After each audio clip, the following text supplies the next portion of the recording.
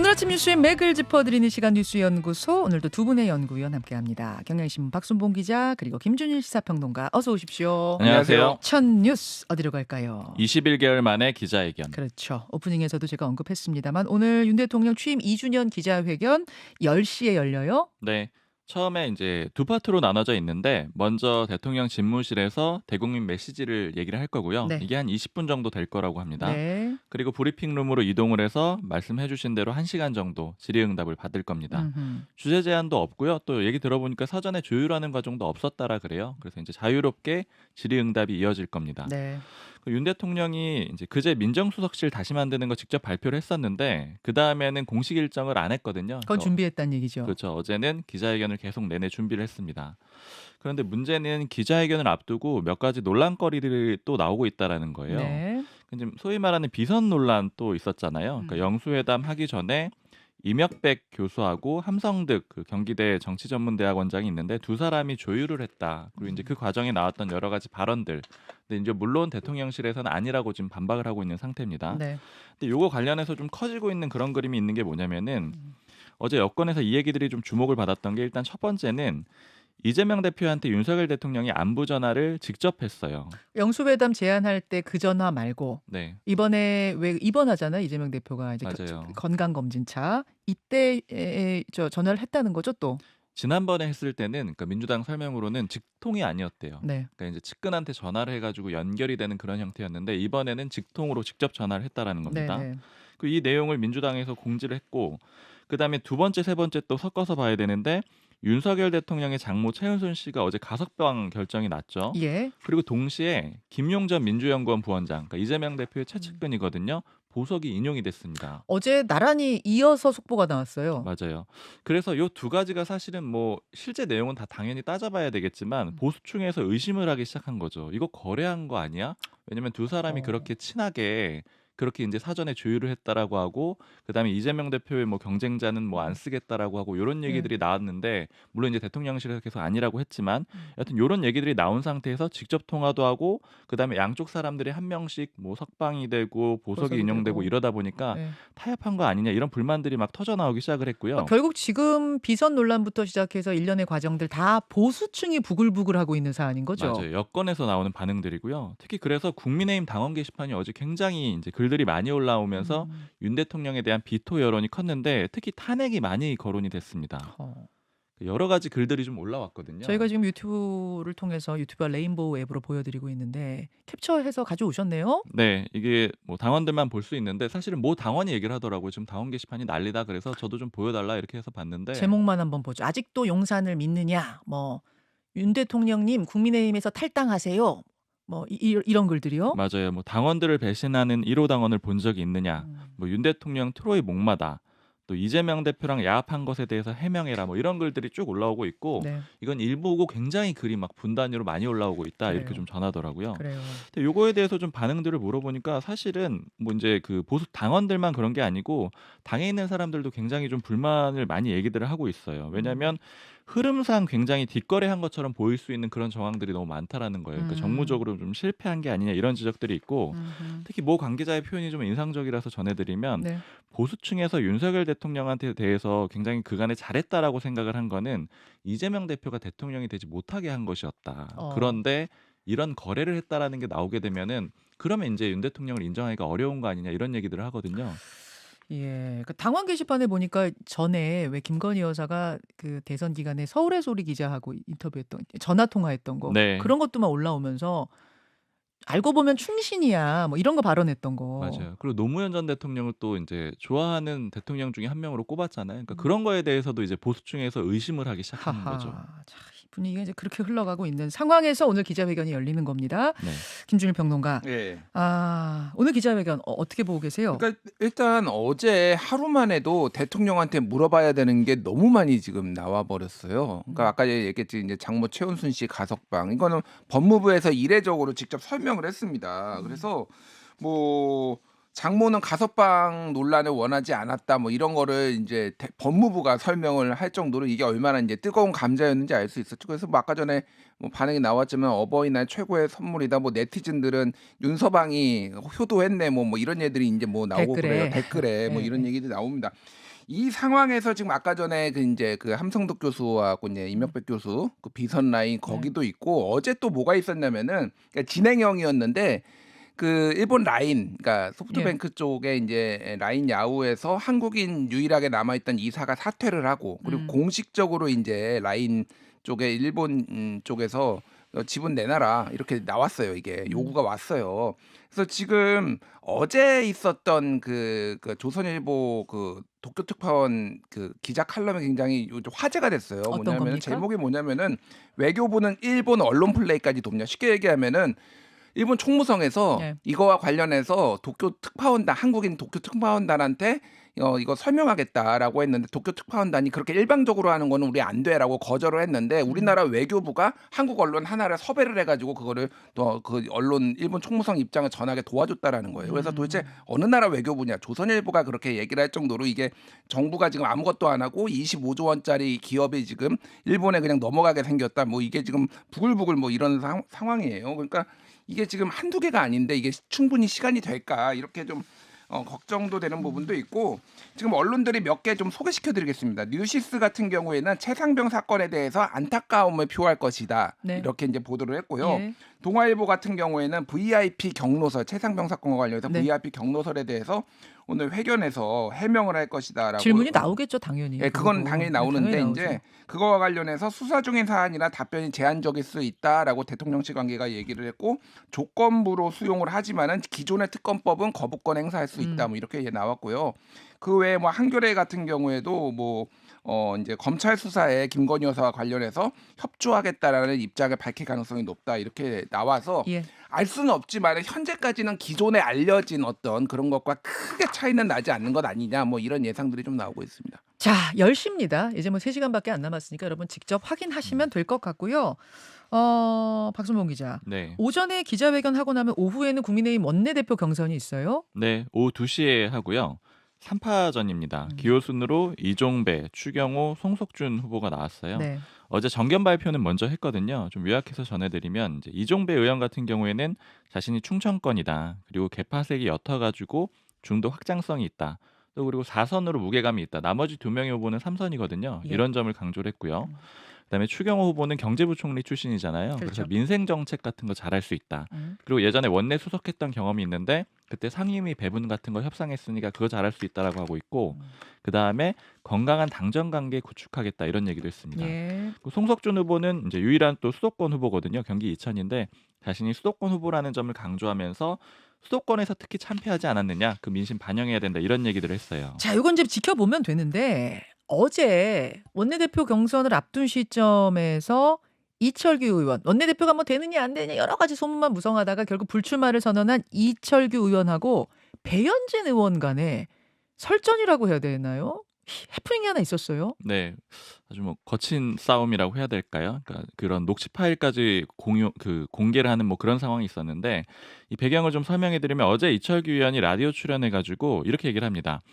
뒤에서는 원내대표 출마를 권하고 공개적으로는 반대한 사람도 있었다 이런 취지로 얘기를 하거든요. 근데 그게 이제 배현진 의원으로 지목이 됐죠. 왜냐하면 공개적으로 이 비판하는 사람이 박정훈 당선인하고 배현진 의원이 대표적이었거든요. 아, 그것도 그렇고 사회자가 물었어요. 그거 배현진 의원인가요? 라고 물었는데 아니면 아니라고 하면 되는데 네, 아니라는 답을 안 하고 넘어가니까 배현진 의원이 한마디로 열받은 거예요. 그렇죠. 그래서 바로 페이스북에다가 글을 썼고 거기에다가 두 사람이 통화했던 녹음 파일까지 아예 공유를 해버립니다. 두 링크를 사람의 달았어요. 통화 내용을 이제 녹음한 녹음 파일 무슨 내용이었습니까?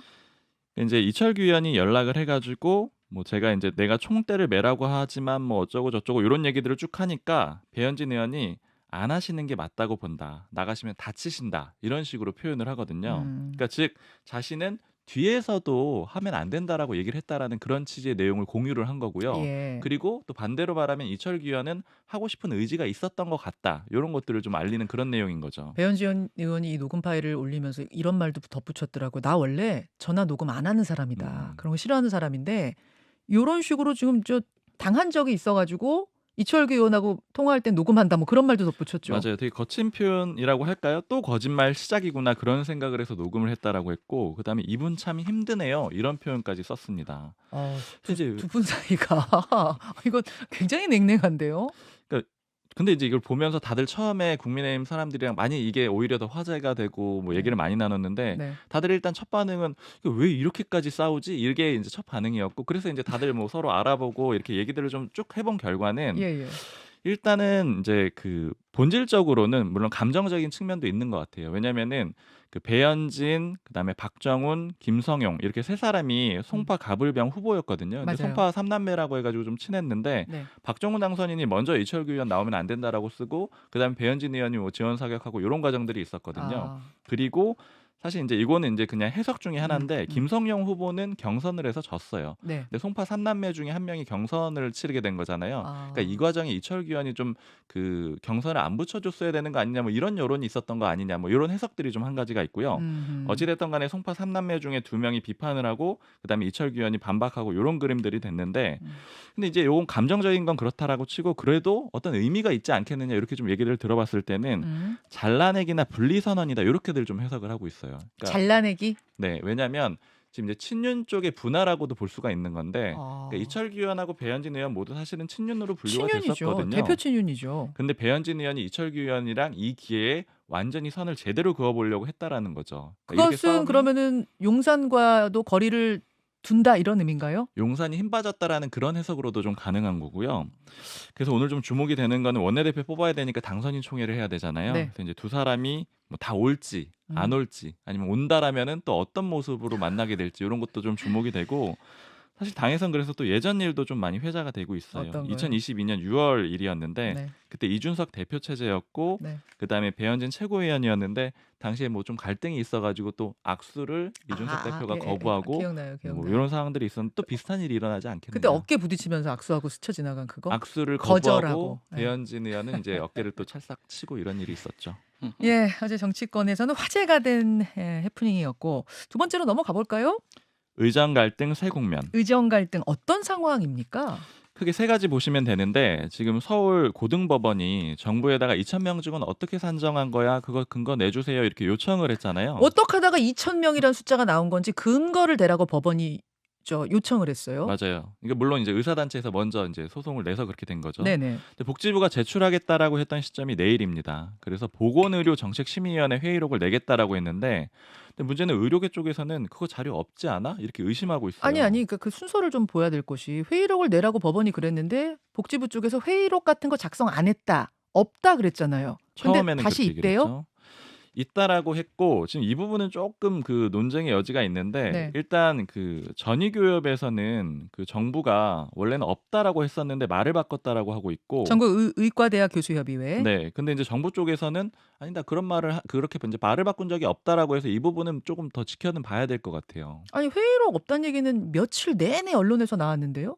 맞아요. 그런 적이 언론에서 없대요, 특히 복지부에서? 정보공개 청구해가지고 그 회의록이 없다라고 답변을 했는데 예. 일단 그 회의록이 있었다라는 취지로 일단 정부에서 얘기를 하고 있으니까 뭐 그게 다른 것일 수도 있고 이런 내용들을 좀 봐야 될 것 같고요. 그래서 조금 지금 논쟁이 있는 그런 상태고요. 그래서 의료계 쪽에서는 없는데 있다라고 하는 거 보니 이거 급조하는 거 아니야 이렇게 좀 의구심을 제기하고 있는 그런 상태입니다. 그리고 정부 대응도 또 하나 봐야 되는 게 네. 외국인 의사의 국내 진료를 허용하겠다라고 했습니다. 외국인 의사라면 원래는 우리나라 의사가 다른 나라 가도 거기 자격증 다시 따야 되고 네. 외국인 의사가 우리나라 와도 우리나라 자격증 다시 따야 되거든요. 그럼 외국 자격증 가지고 우리나라에 와서 의료 활동 할 수 있다고요? 맞아요. 근데 몇 가지 조건은 있습니다. 일단 그 보건의료 재난경보가 심각 단계여야 되는데 이게 4단계 중에 제일 높은 건데 지금이 심각 단계입니다. 그러니까 전공의들 이탈했을 때부터 심각 단계로 유지를 하고 있고요. 네. 그다음에 또 하나는 뭐 개별적으로 개원이처럼 활동할 수 있는 건 아니고 외국인 의사 담당 전문의의 관리 감독 하에서만 이 외국인 의사들이 일을 할 수가 있는 거예요. 아, 그럼 우리나라 의사가 있고 그 밑에서 관리 감독 하에 활동하는 외국인 의사. 맞아요. 그래서 마치 전공의랑 좀 비슷하다 이렇게 좀 이해를 하시면 될 것 같고 예. 그리고 최종적으로는 복지부에서 적합하다라고 판단을 해줘야 됩니다. 물론 당연히 지금 의사단체에서는 또 반발하고 있고요. 세 번째로 또 중요한 움직임 중에 하나가 정부가 2,000명 늘리겠다라고 하고 그다음에 대학별로 알아서 50에서 10%, 100% 뭐 중앙 규모 내서 주세요 이렇게 했잖아요. 네. 그렇게 해가지고 숫자를 확정했는데 그다음에 각 대학에서 해야 되는 게 학칙을 개정을 해야 되거든요. 근데 국립대에서 요 학칙 개정하는 과정에서 반발이 나온 거예요. 네. 부결이 된 사례가 나타났습니다. 네. 대표적으로 부산대인데 네. 부산대도 원래 125명이었는데 200명으로 늘리기로 했거든요. 음. 근데 요거를 교무회의를 해가지고 학칙을 개정을 해줘야 돼요. 그러니까 학교 내에 그런 절차라고 그렇죠. 보시면 되는데 그렇죠. 근데 이게 부결이 됐습니다. 학교 내에서. 네. 그리고 이외에도 뭐 강원대라던가 제주대에서도 반발이 나오고 있어서 국립대에서 반발이 나오고 있어서 정부가 좀 어려운 상태입니다. 자, 정말 지금 이 방향이 맞는 건지 외국 의사 수입까지 하는 방향이 이게 맞는 건지 참 여러 가지로 갸우뚱하게 되는데요. 김준일 평론가. 예, 그러니까 요거 그 회의록 여부는 조금 더 제가 명확하게 설명을 드릴게요. 예, 예. 그러니까 의료계 쪽에서 회의록 이거 근거도 없는 거 아니냐라고 해서 이제 법원에 요청을 했고 법원이 내일까지 10일까지 공개하라고 했어요. 2,000명 근거 없는 거 예, 아니냐? 2,000명 관련해서. 그래서 처음에는 뭐라고 했냐면은 회의록이 없다고 하다가 나중에 말을 바꿔서 교육부가 회의 요약본이 있다. 소송이 진행 중이라 어떤 것도 확인해 줄 수 없다. 배정위는 회의록 작성 의무가 없다. 이렇게 얘기를 했다가 결국은 회의록은 작성하지 않았다라고 얘기를 했는데 여기서 회의록이 뭐냐면은 공공관리기록물에 관한 시행령에 따르면 회의록에는 회의의 명칭, 개최기간, 일시 및 장소, 참석자 및 배석자 명단, 진행 순서, 상정안건, 발언 요지, 결정사항 및 표결에 관한 사항이 포함돼야 되는데 이거를 다 충족하는 게 없다는 거예요. 쉽게 얘기를 하면은. 그러니까 제대로 뭐 요약본은 있을 수 있지만은 제대로 이거를 격식 갖춘 뭐가 없다. 예, 딱 한 게 없다라고 결국은 교육부가 인정을 했으니 이 부분은 굉장히 큰 분수령이 될 것 같아요. 왜냐면 법원에서 보기에는 야 근거도 없는데 지금 2,000명을 늘려놨어. 야 이거 가처분 인용해 뭐 이렇게 이제 될 수가 있는 거죠. 그러니까 내일이 이제 굉장히 중요한 날이고 예. 지금 부산대, 제주대, 강원대 역시 개정안 학칙 개정안 부결하거나 이제 보류했거든요. 이게 예. 무슨 이제 지금 교육부에서 어떻게 얘기를 하고 있냐면은 고등교육법 시행령에 따르면은 교육부 장관이 정한 내용을 따라야 한다라고 명시돼 있어서 야 그러면 니네 다 삭감해 버릴 거야 인력.